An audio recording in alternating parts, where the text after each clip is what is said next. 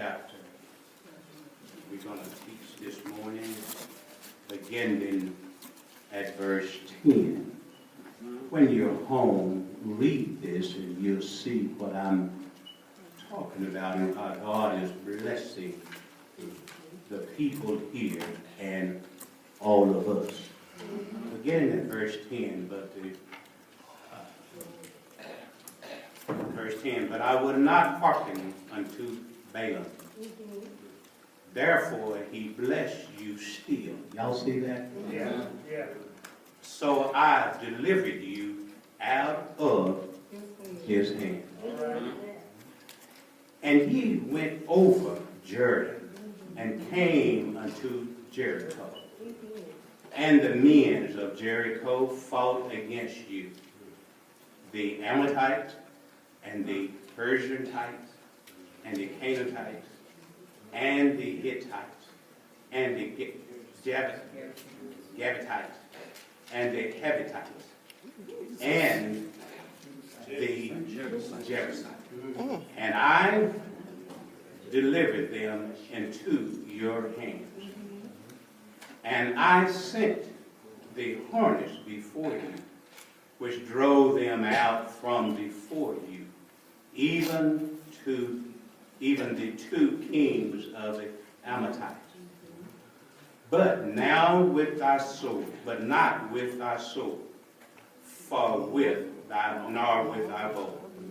And I have given you a land for which ye, listen at this, did not labor, and cities which ye built not, and the wells in them.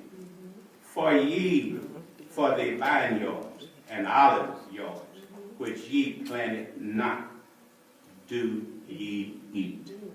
Verse 14. Now therefore fear the Lord, and serve him in sincerity and in truth, and put away the gods which your fathers served on the other side of the flood and in Egypt, and serve ye the Lord. If I could just talk for a little while, I would use as a subject, the Lord is on my side. The Lord is on my side. If the Lord is in you, then he automatically on your side. And he's on your side, what could the world do to you? Have I got a witness? So I looked at this and I read this and I studied and I meditated how that God blessed the children of Israel. But yet there was still some stubbornness in the land of the children of Israel. Have I got a witness? And in our lives today, we can see how God blesses us all. But yet we still want to turn back some to the sinful ways that God is not pleased with. So Joshua began to teach them, and even from verse 1 all through the chapter, it talked about how God saved the children of Israel out of bondage. Am I right? Yes. He even mentioned, well, there's other scriptures that I can give you, but he even mentioned in some of the other scriptures, Deuteronomy and all, how he saved the children of Israel from their trouble. Even when Pharaoh was after them and they was trying to kill them. But I remember what he said, no weapon formed against me shall prosper. Have I got a witness? So in this, the Hittites, the Amorites, and all of these other countries was fighting against the children of Israel. But as I looked at that and I discovered that they didn't even have to raise their hand. Remember Jesus told us, hold your peace. Are y'all with me now? I'm going to get through early. Hold your peace and I will fight your battle for you. The children of Israel, even if you start in verse 10, how they didn't even have to worry about anything. They didn't have to use no sword. They didn't have to use no bow. What the bow mean, a bow and arrow. They didn't have to use anything. They didn't even have to lift their hand for anything. And all they lifted their hand for was praising God. Wouldn't it be wonderful if we had to just praise God and that's all we had to do for Him? But yet they didn't even have to work. All right. Sister Mary and I wouldn't have to climb any trees then. So here, He provided everything for the children of Israel. But yet, in Exodus, the 4th chapter, Moses talked to God about them and saying that they were stiff-necked and hard-hearted. And all the things that God has done for them, but yet they were still hard-hearted and hard-headed. Like us today.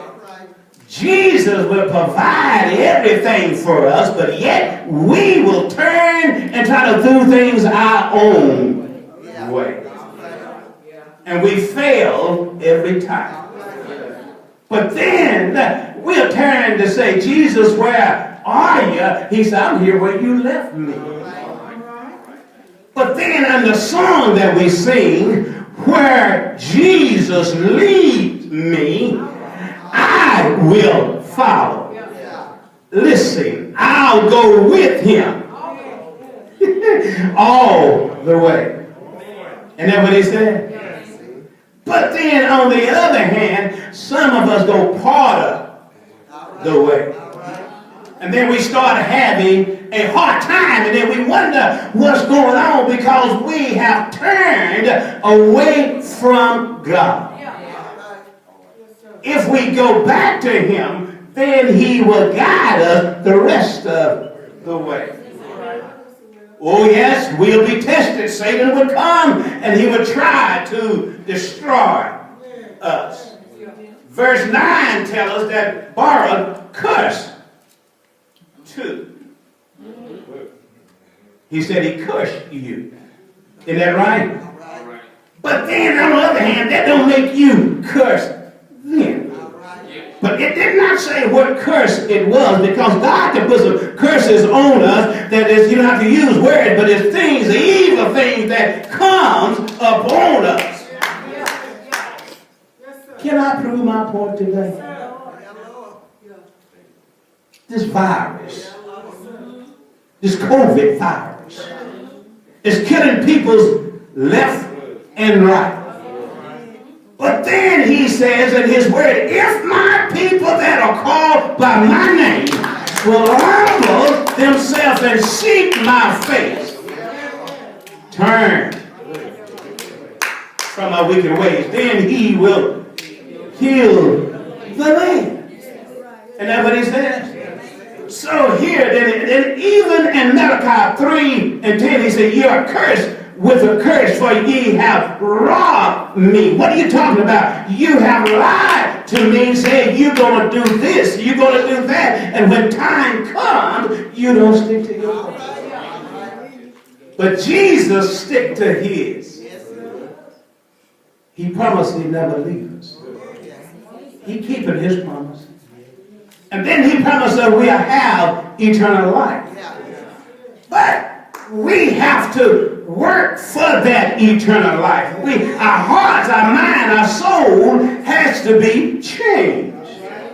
Have I got a witness? So, in verse 10, He said, I will not hearken unto Balaam. Therefore, he blessed you still. Balaam was against the people. But God, He said, I'm more for you than this whole world against you. Y'all with me? So I delivered you out of His hand. The devil is always busy. He's trying to grab you in his hand. But then, if y'all remember the song that we used to sing, he's got the whole world. Jesus has the whole world in his hand. So nothing danger can come upon us long as we in his arms. So then, in verse 11, it says, and ye went over Jordan and came unto Jericho. And verse 11, Jericho is where God had talked to Joshua and told him to get his family, the peoples together. He said, and I want you to go to the wall of Jericho. Are y'all with me? And there's a point that I want to make too. He said, and I want you to march around that wall 7 times. Have I got a witness? Well, was it the music? Was it them that was that marching that made the wall fall? But then he said, I want you to blow that horn, that ram horn, 7 times. And I want you to blow it the last time, blow it as loud and as hard as you can. The wall will fall. I looked at that as being obedient. And when you obey God, things will happen. Have I got a witness? They obeyed the instruction. And another thing that I looked at, they was all on one accord. Yes. Park it right there.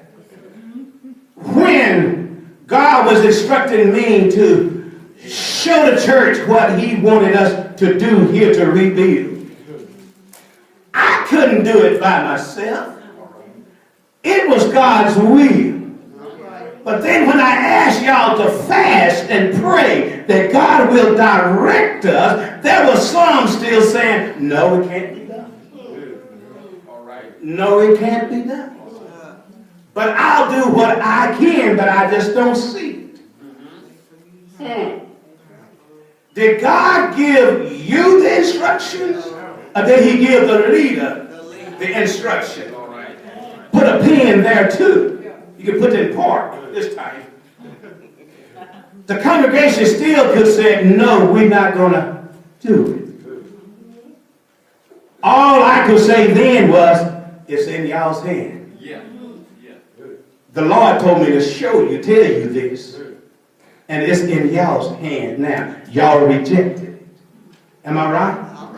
But then don't we know prayer changes things? Don't we know prayer will bring us together? The members start saying, well, Pastor, if the Lord's showing you this, we're going to do it. We'll follow you. Then negatives start coming in from pastors and different people saying that you sure God is telling you this. You do this for your name, for a name. Are you doing it? Except in Psalms 127, I think in verse 1 through 3, it says, except the Lord build a house, you labor. Have I got a witness? But then we start praying and saying, come together. But there was another secret that the Lord led me and Sister Bedford to do. We would come here at nighttime and anoint the ground. We pray to God. Lord, show us. Make sure it's you, Lord, and not me. Move myself out of the way, Lord, and you show me. And that's why the psalmist says, show me the way, O Lord, and direct my path. Sleepless nights, crying, walking the floor. Lord, I know you showed me this. Lord, I know you're telling me this. Then negative thoughts start coming back. And then it looks like the more it get closer, more begin to get on the bandwagon. I got more strength. Then the Lord was showing me, and it looked like the negative part was getting weaker and weaker. Why? Because God is on your side when you walk right, when you talk right, and when you worship him in spirit and in truth. almost 12:30. So, all the Hittites and all. But look at verse 12. He said, and I sent, now, Exodus 14:14. Hold your peace. I'll fight your battle for you. Now, if you would look at verse 12, he said, and I sent the hornets before you, which drove them out. You know, when you're on the Lord's side, you don't have to raise your hand for nothing. Hold your peace, church. He said he will fight all our battle. Storm may rise, wind may blow, but I shall not be moved because he's holding me out. That's what he says here. But he says, and I sent the hornets before you, which drove them out from before you, even the two kings which were stubborn, fighting against you. Hold your peace. All right. Don't you know God is our shield? He's our sword. He will fight our battle. Whatever comes up against us, he will fight for you. But you have to be faithful and truthful. We can't go part of the way. We have to go all the way. And like he said, where he leads me, I will follow. How many times have y'all been driving, or even walking on the mall somewhere, and you're halfway lost? And you say, I thought it was down here. Some keep telling you, no, it's over here. And you keep on walking. And I know it's here. I know it's here. And then when you quit walking, you stop at, where is J.C. Penney said, oh, it's back up there. Something in my mind was, that wasn't your mind, that was God trying to direct you. And all thy ways acknowledge him, and he shall. Y'all not hearing what I'm saying? So, here he says, now, you don't have to lift a finger. You don't have to use no sword. You don't have to use a bow and arrow. You don't have to worry about that. I have an army that will fight for you. And it wasn't humans either. And it was them hornets. Have y'all seen hornets? Lord have mercy. They tore me up. I think Brother Howard and Sister Howard them can vouch for that. I was out there mowing the cemetery. And I drove across that hornet's nest was down in the ground in a hole. And they came after me, and I don't care how fast you go. They were hitting out on their head, my face, and everywhere else. Brother Howard and them came and I said, what's the matter? I said, them hornets got me. Swelling up. Sister Bedford had to drive from cotton gin all the way back to my hair. She went in and got some medicine for me and put it all over my head and face. Them hornets hurt. They feel like fire. One more thing. Samson Cemetery. It was getting late, 25 miles from GROESBECK. And Sister Bedford was mowing, and I was weeding. I told her to go and turn and go up to another direction. And right where she turned was a hornet's nest in the ground. I went and started weeding. And them hornets came out of that ground. And I'm running with that weed eater running. They follow sounds. I threw that weed eater down. I kept running. They was all under my hat, all around my neck. I had to go to the emergency room here to get the shots. It feels like fire when they stings you. So I said, I just got to get them back. I had some diesel in the truck, and I had some in a spray can. I sprayed around them as I was fighting them. I was spraying, they were still coming. I sprayed and I pulled that diesel down that hole where they were. Then I grabbed me a stick, I kept spraying, I stuck it in the ground, and we left. Early the next morning, I went back and I sprayed some more. I said, y'all got me, I'm getting y'all. Those hornets hurt worse than a wasp. They are related to the walls. But them things show her that they nests are in the ground. So, as I see about the hornets, he sent hornets to fight for the children of Israel. So, you can't hardly see them until they right on you. They don't make no noise. Just like the walls, the yellow jacket. They don't make no noise, they just come. And that little tail of theirs sure make you run and holler. Even when we was bad with fighting walls, my aunt had peach trees in her backyard where walls love things sweet. And they had nests in there, and we took our aunt's fishing pole and we were fighting the wasp nest, and we would throw rocks and dirt at them nests. And they done told us not to bother those walls. Well, they didn't have to whoop us for being hard-headed.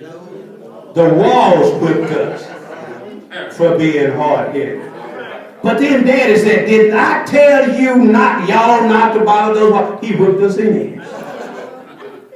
Mother said, that's enough. The walls could have got her. That ought to be enough. And my aunt just sat there, she dipped that snuff. She said, come here. And she put that snuff where the walls. Not only that did they use the snuff, amen, to turn it back, but they had some blue in it. And wherever you got stung, you had a purple or dark blue spot where they put those blue in that have drawn the sting out. Why are you saying all of this? It's because God took the hornet. Don't use no weapon. No weapon formed against God's people won't prosper. Have I got a witness?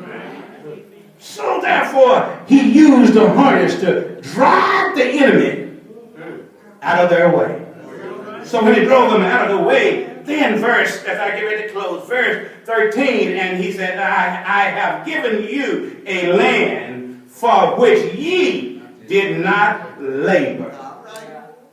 When we was clearing out, we lived on a farm and we clearing out pastures and things, the fence row and all, y'all don't know nothing about that, cutting mesquites and things down out so there'd be more grass for the cows to eat. They clean up the fence row, they could refix the fence, rebuild the fence, and wasps and all of this was there, but yet we was clearing out the land.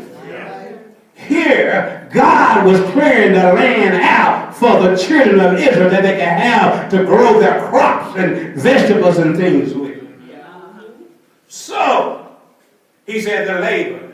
But look at that. Verse 13, he said, and the cities which ye built not. You don't have to raise your hand for anything. All I'm asking you to do is change your way. Quit serving the our God to start serving me. Serve the true God. That's what he's saying. But I'm reminding you, the building, the city, you didn't have to build. The well, you didn't have to dig. Water was already there. That's why I came up with God is on my side.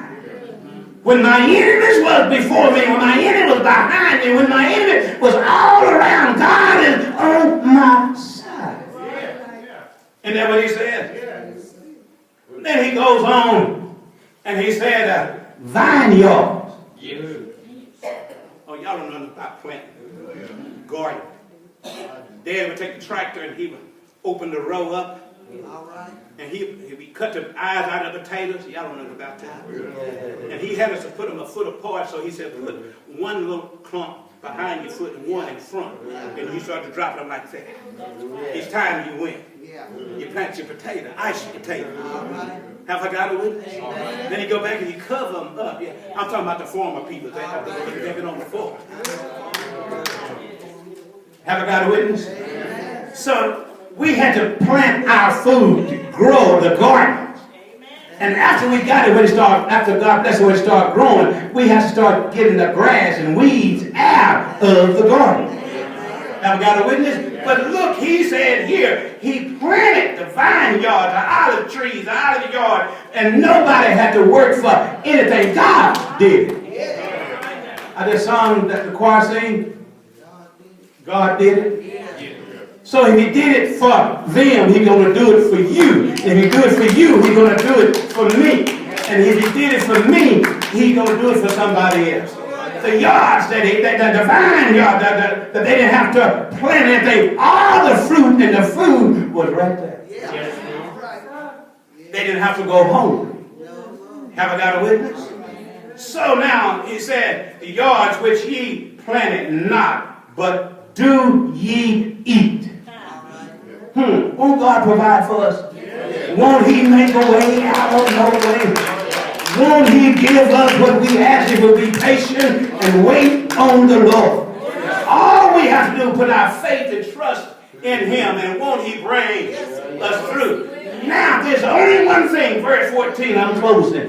There's only one thing Jesus has asked, God has asked him to do. Now, Joshua told him, said, now therefore fear the Lord. And what? Serve him. He said, now, there's a song that we used to sing. Is I promise the Lord that I will hold out until the end. Have I got a witness? And then we come to serve the Lord in spirit and in truth.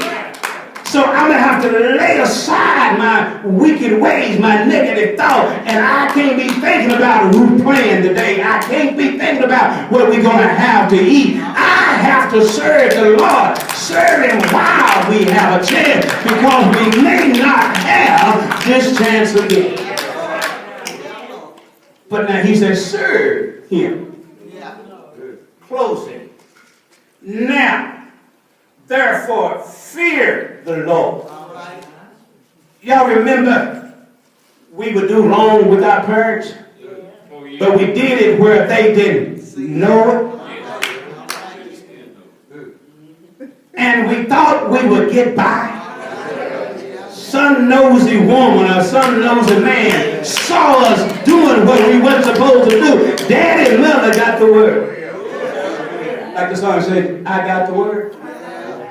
They received the word, and then there was a whooping coming out. Sometimes it felt like beatings. It felt like a whooping. But there was a whooping coming on us. So, he told him, verse 13 again, he said, verse 14, he said, therefore fear the Lord. So, used to, people would fear the police officers. But now, they don't even fear themselves. 15-year-old boy carrying a gun to school, killing people. So, he said, fear the Lord. So, this is why so many is out of the church, because they have no love for God and for themselves. So he said, fear the Lord and serve him in sincerity. Be for real. Don't just do it just to do it. Don't sing because I got a voice. We can't preach because I got a heavy voice. We're not preaching for that. We are preaching for God, because all of us, deacons, sisters, and brothers, we are servants of God. When we have changed our life and come on the Lord's side, then we're able to say, Lord, here I am. Then the song says, use me, Lord, in thy service. I'm willing to run, not part of the way, but to run all the way. Have I got a witness? But then that next verse said, pains by heartache, scorned by loved one. But you know what? The sun is going to shine after a while. Sister Mary, the sun is shining in your life now. Trials and tribulation is over in all of our lives. But soon and very soon, we will have to see the King. So, closing, sincerity and in truth. I would go to church, but I'm just tired. I would go, but I got company. But I watch him on TV. When you pass, call him to come in and do your eulogy. Someone sick in your family, call him and tell him to come and pray for you. But be truthful. He said, and put away the gods which your father served on the other side.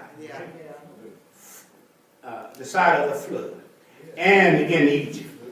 What are you saying here? And sir,